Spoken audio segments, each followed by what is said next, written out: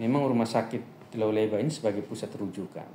Di mana-mana yang namanya pusat rujukan ya siap menampung segala hal dengan segala tingkat penyakit yang tentu berbeda dengan fasilitas kesehatan yang fasilitas tingkat pertama atau rumah sakit tipe D.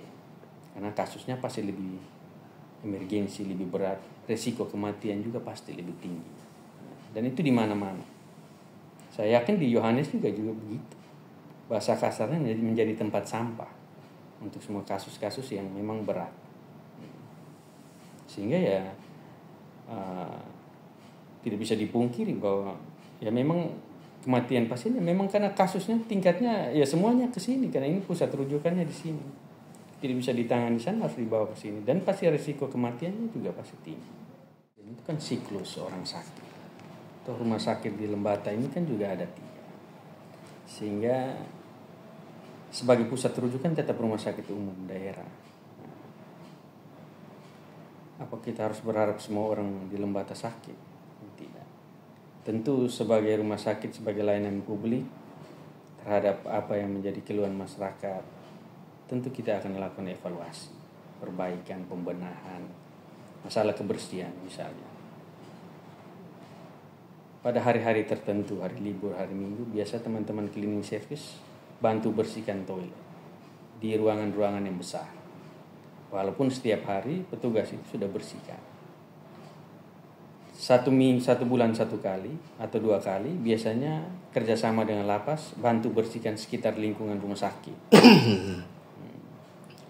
Kemudian soal tata kelola misalnya beli obat di luar. Kami sekarang sementara membahas PKS, draft PKS untuk kerjasama dengan beberapa apotek. Jadi kami berawal dan bersurat ke dinas, minta rekomendasi dinas memberikan beberapa apotek yang dianggap sehat. Kemudian kami nanti bekerja sama dengan apotek tersebut. Jadi ke depan nanti bukan saja keluarga pasien yang pergi beli obat di luar, tetapi kerjasama dengan beberapa apotek yang apotek itu akan mengantar obatnya ke rumah sakit. Sehingga memudahkan pasien supaya tidak membeli obat di luar. Tetapi apotek yang mengantar obatnya ke rumah sakit, baru orang rumah sakit memberikannya kepada pasien atau keluarga pasien. Itu salah satu yang sementara kita bahas. Tata kelola lain yang sementara kita rubah adalah kita sementara persiapan untuk PPS akreditasi atau evaluasi akreditasi. Rencananya tanggal 3 atau 4. Jadi secara regulasi setiap rumah sakit itu kurang lebih dalam rentang waktu 4 tahun setelah akreditasi ke akreditasi berikut, paling kurang 1 kali kita melakukan evaluasi atau istilahnya PPS, akreditasi dengan lembaga akreditasi. Rumah sakit ini pilih lembaga akreditasinya adalah KARS dan itu sudah berlangsung dari awal rumah sakit ini diakreditasi. Dan evaluasi yang lain, evaluasi eksternal dengan dinas kesehatan dan provinsi terkait AMPRS, audit maternal perinatologi juga sudah kita jalankan dan rekomendasinya sudah kita lakukan perbaikan. Ini kan masyarakat, ini kan juga bertanya-tanya nih, kan beberapa kali media juga menulis soal jawaban rumah sakit terkait beberapa kejadian. Lalu ada audit internal, tapi kemudian publik bertanya-tanya auditnya seperti apa hasilnya. Kan setelah diaudit kan rumah sakit itu terkesan diam-diam, terkesan sembunyi. Itu seperti apa tuh? Tidak pernah terkesan sembunyi. Audit internal juga sudah disampaikan di media waktu itu. Kemudian audit eksternal itu kan pada ranahnya dinas kesehatan kabupaten dan sudah dijelaskan beberapa rekomendasi yang harus kita perbaiki dan itu kita sudah sementara jalankan.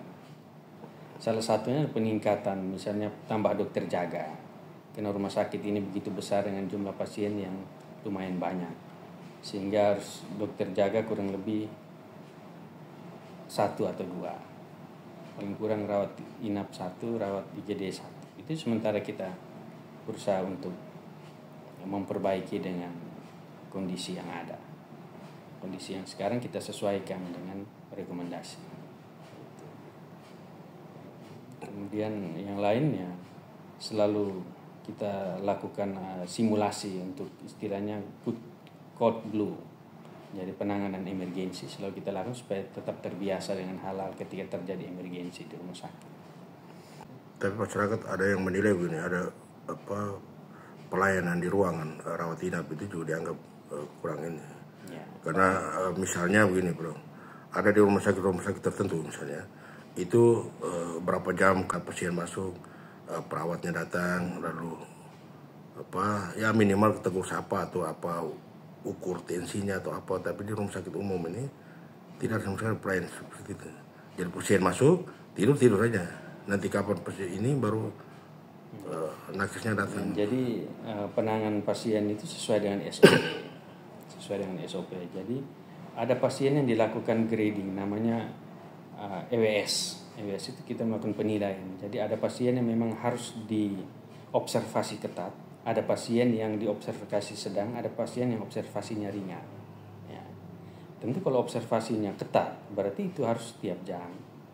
Nah, dan pasti itu sudah dilakukan melalui satu penilaian namanya EWS. Sehingga ini SOP yang dijalankan sesuai. Salah satunya misalnya tensi dan lain sebagainya. Setiap pergantian dinas dilakukan timbang terima. Jadi yang berikutnya adalah mengikuti EWS itu. Kalau dia setiap jam itu berarti dia melakukan observasi ketat. Tetapi terkait mobil yang terbakar, itu kan siapa yang bertanggung jawab? Rumah sakit tetap apa untuk ganti rugi mobil itu atau apa langkah-langkah hukumnya model apa?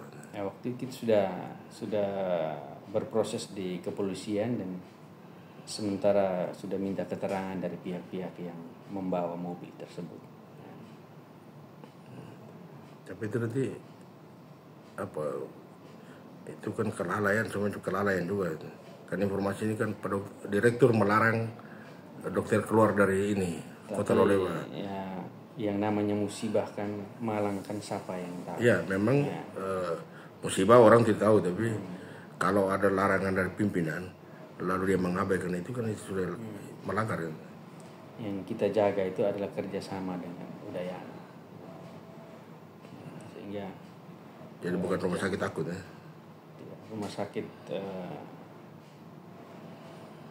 pada dasarnya kita menganggap bahwa itu sebagai musibah.